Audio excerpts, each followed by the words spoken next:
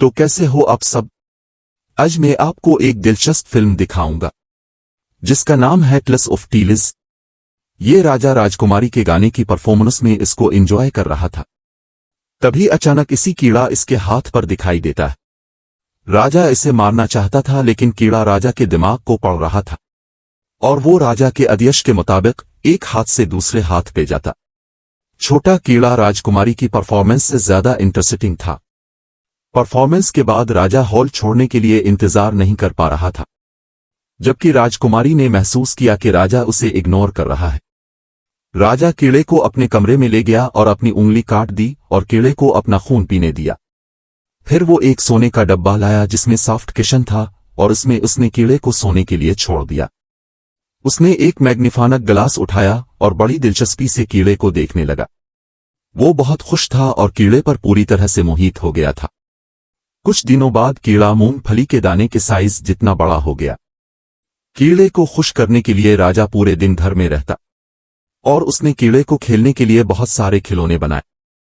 राजा अपनी बेटी से ज्यादा कीड़े की देखभाल करने लगा। राजकुमारी की शादी की उम्र हो गई है और एक दिन राजकुमारी रात के खाने के समय राजा को बताती है कि वो शादी करना चाहती है। राजा राजकुमारी से पूछता है कि उसे किस तरह का हस्बैंड चाहिए। इसके जवाब में लड़की कहती है कि उसे एक साहसी, मजबूत और सुंदर पति चाहिए। राजा बिना किसी हिचकिचाहट के हाँ कर देता है, लेकिन वो अपनी बेटी से इतनी जल्दी दूर नहीं होना चाहता था। इसी वक्त राजकुमारी कहती है कि मैट अच्छे से पक्का नहीं है, जिससे राजा को अपने कीड़े की याद आती है। वो एक बर्तन में मैट लेकर अपने कमरे में चला जाता है और धीरे से कीड़े को पुकारता है। हम देखते हैं कि कुछ ही हफ्तों बाद कीड़ा पहले से 100 गुना बड़ा हो गया है।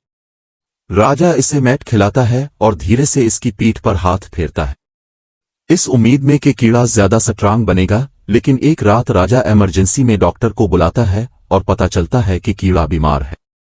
वो डॉक्टर चौंक जाता है जब कमरे में इंटर करता है, क्योंकि इसने कभी इतना बड़ा कीड़ा नहीं देखा था।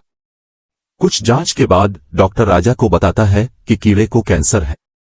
राजा कीड़े के मरने पर बहुत दुखी होता है और वो डॉक्टर को इस बात को गुप्त रखने का आदेश देता है।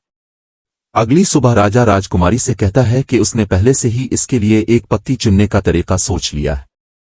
कुछ दिनों बाद राजा एक विशेष जानवर की खाल बाहर लटका देता है और कहता है कि जो भी बता देगा कि ये खाल किस जानवर की है, इससे राजकुमारी की शादी हो जाएगी। पहला आदमी एक किसान है। वो खाल को थोड़ी देर के लिए रगड़ता है और कहता है कि ये एक सुअर की खाल है। दूसरा आदमी एक व्यापारी है। वो उसे बहुत ध्यान से देखता है और कहता है कि ये एक पेड़ की छाल है।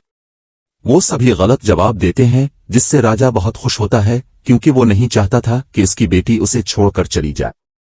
तभी एक अच्छा सा, सुंदर सा, दुखने वाला हुदा आता है जो राजकुमारी को पहली नजर में पसंद आ जाता है। वो राजा से इस तरह के टेस्ट को रोकने के लिए कहती है और पूछती है कि ये किस जानवर की खाल है। राजा राजकुमारी को उत्तर देता है। राजकुमारी अपने पत्ता का जवाब सुनकर परेशान हो जाती है जब उसे ये पता चलता है कि ये कीड़े की खाल है, और यही कारण था कि इसका कोई सही जवाब नहीं दे पाया था। दे भी गलत साबित होता है। उसे लगता है कि ये एक मशाल समुद्री गाय है। अचानक एक बदसूरत सा, दुखने वाला राक्षस वहां आता है, जिसको गार्ड्स रोक लेते हैं, पर राजा नशितीक्षता दिखाते हुए इसे टेस्ट में भाग लेने की परमिशन दे देता, क्योंकि राजा को विश्वास है कि ये बेवकूफ सा, दुखने वाला राक्षस कुछ नहीं जानता। वो खाल के पास जाता है, इसे ध्यान से सूंघता है और फिर तुरंत सही उत्तर दे देता है। राजा शर्राकित है और राजकुमारी इतनी डरी हुई है कि 100 भरी आंखें लिए हाल से बाहर भागती है और अपने आप को खत्म करने की धमकी देते हुए वो महल के टॉप पर पहुंच जाती है। लेकिन राजा का कहना है कि एक राजा के रूप में वो अपनी बात से पलट नहीं सकता। अपने पत्ता की इज्जत रखने के लिए वो राजा की बात मान लेती है और रोते हुए महल से बाहर निकलती है, जहां वो राक्षस से मिलती है। वो राजकुमारी का हाथ थामकर अपने घर की दिशा में निकल जाता है। कई घंटों तक चलने के बाद नाजुक राजकुमारी थककर जमीन पर गिर जाती है। राक्षस को राजकुमारी की हालत पर दाह अलिफ जाती है और वो राजकुमारी को अपनी बाहों में उठाकर पहाड़ चढ़ने लगता है। वो दोनों पहाड़ों की चोटी पर एक गेबे में पहुंचते हैं, जो राक्षस का घर है। राजकुमारी वहां जानवरों की हड्डियां देखकर डर जाती है और वहां से भागना चाहती है, लेकिन वो जानती है ये पॉसिबल नहीं है। राजकुमारी वहां से भागने की उम्मीद छोड़ देती है। लेकिन एक दिन राक्षस शिकार करने के लिए बाहर जाता है, तभी राजकुमारी को एक औरत दिखाई देती है जो पहाड़ के दूसरी तरफ जड़ी बूटियां इकट्ठा कर रही है। राजकुमारी इस औरत से मदद मांगती है। वो औरत इसे बचाने के लिए तैयार तो हो जाती है, लेकिन वो अकेला ऐसा नहीं कर सकती। इसे अपने पति और बेटों की मदद की जरूरत पड़ेगी, इसलिए दोनों अगले दिन इसी जगह मिलने का निश्चय करते हैं। राजकुमारी इतनी खुश है कि वो पूरी रात जागती रहती है। अगली सुबह जब राकेश ध्यान नहीं दे रहा होता है, राजकुमारी छपकर गुफा के बाहर निकल जाती है। राजकुमारी इस औरत के बेटे को देखती है। पता चलता है कि यह परिवार सर्कस में काम करता है और यह लड़का रस्सी पर चलता है। वो राजकुमारी को अपने कंधे पर उठाता है और पहले से लगाई हुई रस्सी पर चलता है और धीरे धीरे पहाड़ की दूसरी तरफ बढ़ता है। लेकिन इसी वक्त राक्षस को अजीब सी गंध आती है और वो गुफा के बाहर निकलता है।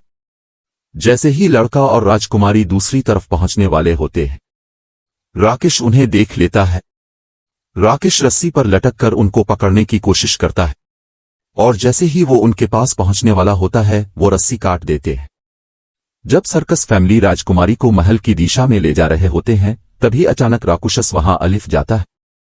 पूरी फैमिली इससे लड़ती है, लेकिन राक्षस बहुत ताकतवर हिम और वो 3 लोगों को मार देता है। रस्सी पर चलने वाला लड़का अपनी मां और राजकुमारी के साथ वहां से भाग जाता है, लेकिन राक्षस से उनका पीछा कर रहा है और उनको पकड़ने वाला ही है। वो तीनों एक पत्थर के पीछे छप जाते हैं। लड़का उग जलाकर राक्षस को मारने की कोशिश करता है, लेकिन राकेश लड़के और उसकी मां को मार डालता है। डरी हुई राजकुमारी भागती है, लेकिन एक डेड एंड पर पहुंच जाती है। वहां से इसे उगे भागने का कोई रास्ता नहीं मिलता। राकेश इसको पकड़ लेता है और उसका गला दावा कर उसे मारने की कोशिश करता है, लेकिन मार नहीं पाता क्योंकि राक्षस को इससे प्यार हो गया था। राजकुमारी भी राकेश से प्यार का नाटक करती है और मौका पाकर राक्षस को मार देती है। महल में राजा कीड़े और अपनी बेटी से दूर होकर बहुत दुखी और बीमार है। तभी इसको बताया जाता है कि उसकी बेटी वापस उग है। राजा राजकुमारी से मिलने जाता है और उसकी यह हालत देखकर बड़ा दुखी होता है। अगले दिन राजा अपना राज राजकुमारी को सौंप देता है और पूरा राज इससे सेलिब्रेट करने के लिए वहां जमा हो जाता है। मूवी यही खत्म हो जाती है। तो आपको कैसी लगी ये फिल्म कमेंट में हमें जरूर बताइए, और अगर आपको मेरा वीडियो पसंद आया तो प्लीज इसे लाइक और शेयर कीजिए और इस तरह की वीडियोस देखने के लिए इस चैनल को सब्सक्राइब कर लीजिए। देखने के लिए थैंक यू। मिलते हैं नेक्स्ट वीडियो में।